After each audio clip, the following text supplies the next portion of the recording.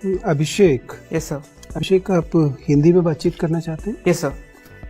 Okay Abhishek, please tell us something about it. बताइए अपने बारे में कुछ। सर मैं अभिषेक ओसवाल चेन्नई से आया हूँ।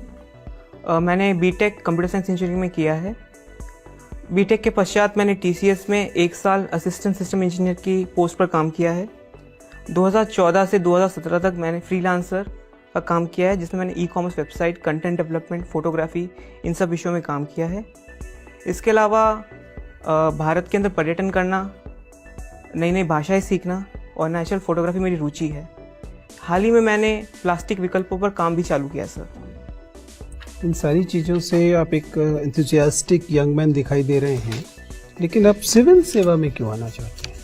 सर जब सिविल सेवा पहले मेरे प्रोफेशनल करियर में नहीं थी, लेकिन जब मैं टीसीएस ज्वाइन किया था तो मुझे लगा कि एक कॉर्पोरेट लाइफ में वो चैलेंजेस मिलेंगे मुझे, लेकिन 4 दीवार के अंदर मेरे काम को ना मैं समझ पाया, ना लोग समझ पाए, ना वो ज़मीनी हकीकत पर दिखा, और जो चैलेंजेस मैं एक्सेप्ट कर रहा था वो मुझे मिले भी नहीं सर।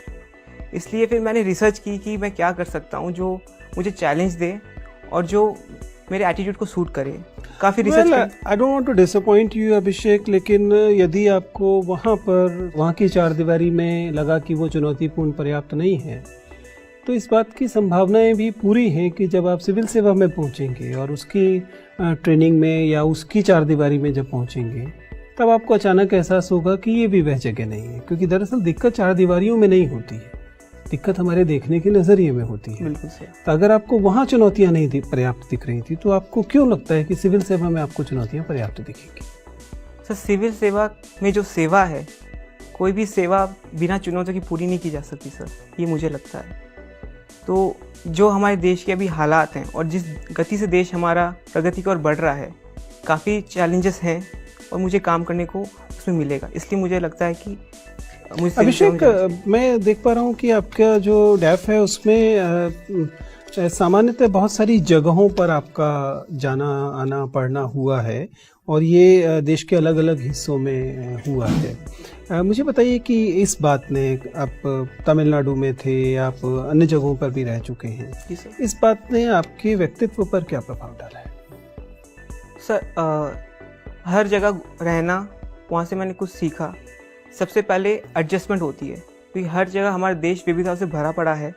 हर जगह की संस्कृति अलग है, भाषा अलग है, क्लाइमेट अलग है, खान पान अलग है। तो मैंने एडजस्ट करना सीखा इन सब के साथ। दूसरी बात, लोगों के साथ घुल मिलना, एक रैपो बनाना, क्योंकि आप अकेले, हम एक सोशल एनिमल हैं, हम अकेले सर्वाइव नहीं कर सकते। तो वहाँ जाके लोगों से संवाद करना और वहाँ से उनके बारे में सीखना। तीसरी चीज़ मैंने ये सीखी है सर कि आप जहाँ भी रहो, आपको एक जो परसेप्शन होता है, मतलब हम बैठे हैं अपने इस कमरे में, हम परसेप्शन लगा लेते कि ये जगह ऐसी है, यहाँ के लोग ऐसे हैं। वो जो विडम्बनाएं होती है अलग अलग जगह जाके टूटती है सर। ठीक है अभिषेक, आपने कंप्यूटर साइंस इंजीनियरिंग किया था, लेकिन आपने फिजिक्स, केमिस्ट्री, मैथमेटिक्स जैसे विज्ञान के विषयों की बजाय भिन्न विषय में ये परीक्षा दी है। जी सर। ऐसा आपने क्यों किया? सर मैं क्या, आपका ऑप्शनल पेपर क्या रहा? हिस्ट्री है सर। वही मैं जानना चाह रहा हूँ कि एक बीटेक किए हुए विद्यार्थी ने इतिहास विषय से ये परीक्षा क्यों दी? सर जब मैंने सिविल सेवा की रिसर्च की थी, तो मैंने विषयों पर पहले अध्ययन करना चालू किया कि कौन कौन से विषय इसमें आते हैं। मुझे ऑप्शनल पेपर के बारे में पता नहीं था सर, तो मैंने सामान्य अध्ययन उसमें चालू किया और मैंने हिस्ट्री से पढ़ाई चालू की। जब मैंने आगे उसमें जब और डीप जाते गया, तो मुझे लगा कि ये विषय काफ़ी बढ़िया है। इसमें ना केवल ज्ञान के हिसाब से, पर देश की जो संस्कृति है, इसमें हिस्ट्री में कहा गया है कि you can not decide your future if you don't know your history. तो इस चीज़ को देखते देखते मेरी रुचि इसमें बहुत बढ़ती गई सर। जैसे मैं पढ़ता गया, तो फिर मैंने दूर राय नहीं देखी कि मेरे को हिस्ट्री लेना चाहिए या और कुछ। फोटोग्राफी पसंद करते? हाँ सर। मुझे बताइए कि अपर्चर शटर स्पीड के बीच में क्या रिलेशनशिप जो नॉर्मली आप एक स्टैटिक ऑब्जेक्ट में रखेंगे? सर दोनों लाइटों पर खेलता है सर। अगर शटर अपर्चर जो एफ स्टॉप्स होते हैं, अगर एफ स्टॉप्स हम बढ़ाएं, जैसे 1.8 से 2.6 अगर हम जाएं, तो जो अपर्चर होती है वो बंद होती रहती है और जो लाइट है वो भी कम होती रहती है। तो आईएसओ ऑटोमेटिकली बढ़ता रहता है। ऑटोमेटिकली आपको बढ़ाने के का विकल्प होगा? सर कैमरा में जो सेटिंग होती है, अगर हम अपर्चर सेटिंग लें तो आप अपर्चर टेस्ट करिए, उसके हिसाब से आपका ISO और शटर स्पीड ऊपर नीचे होंगे सर। ठीक है, thank you. Okay Abhishek, yes sir. आप जैन कम्युनिटी से आते हैं। हाँ सर। पैसिव यूथेनेशिया क्या होता है, कुछ जानते हैं? यूथेनेशिया क्या होता है पहले ये बताइए। सर यूथेनेशिया ये जो टर्म है, इसमें एक अपनी मर्जी से अपनी जो लाइफ है उसका एक बोल सकते हैं कि सर्टिफिकेट है कि अब हम नहीं जीना चाहते और अब हमें भारत में अलाउड है यूथेनेशिया?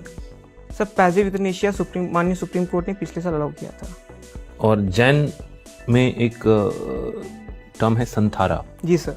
तो क्या संथारा को पैसिव यूथेनेशिया मान लिया जाए? नहीं सर। क्यों, क्या डिफरेंस है इसमें?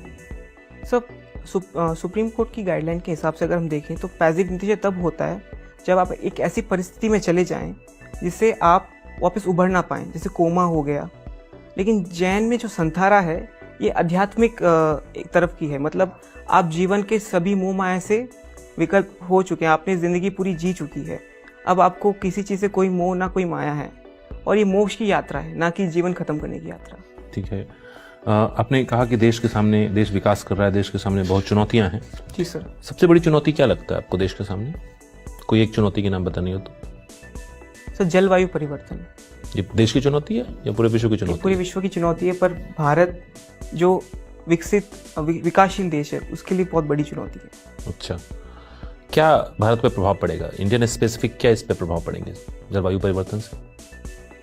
सर प्रभाव पड़ना चालू हो चुका है। क्या हो रहा है? 2015 में चेन्नई की जो बाढ़ थी, बाढ़ तो बोलते हैं मानवीय कारण से हुई थी, लेकिन उसमें लगातार 3 साइक्लोन एक के बाद एक आए जो नहीं हुआ है।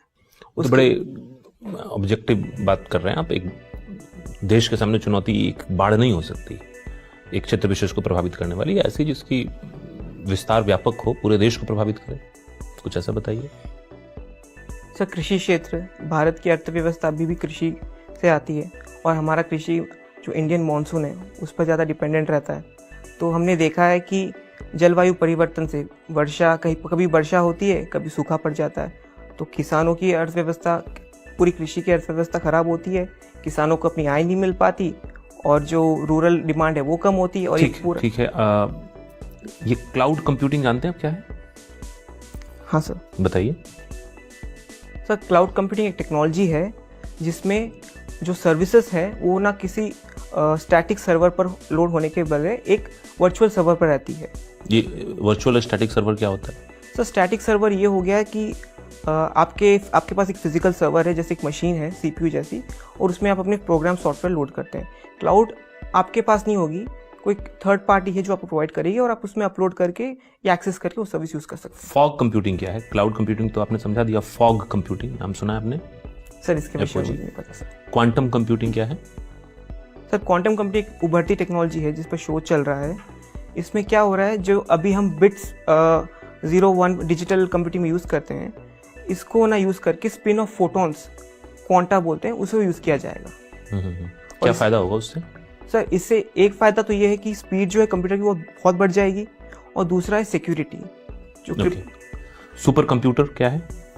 सर एक प्रकार का कंप्यूटर है, लेकिन इसकी जो प्रोसेसिंग स्पीड है वो आम कंप्यूटर से लगभग 100 से 150 गुना ज़्यादा है, और इसका एप्लीकेशन ऐसे चीज़ों में होता है जैसे मेट्रोलॉजी हो गई, स्पेस एक्सप्लोरेशन हो गया, इनमें यूज़ होता है। भारत में कोई सुपर कंप्यूटर है जिसका नाम आप जानते हैं? हाँ सर, हमारे पास काफ़ी सुपर कंप्यूटर्स हैं। कुछ नाम बताइए। परम युवा 2 है, परम 1 है, और अभी तो मुझे याद आ रहा है सर। ओके, एक बात बताएं आप, हम कैसे मान लें, हम सारे बोर्ड मेंबर, कि आप एक अच्छे नागरिक हैं?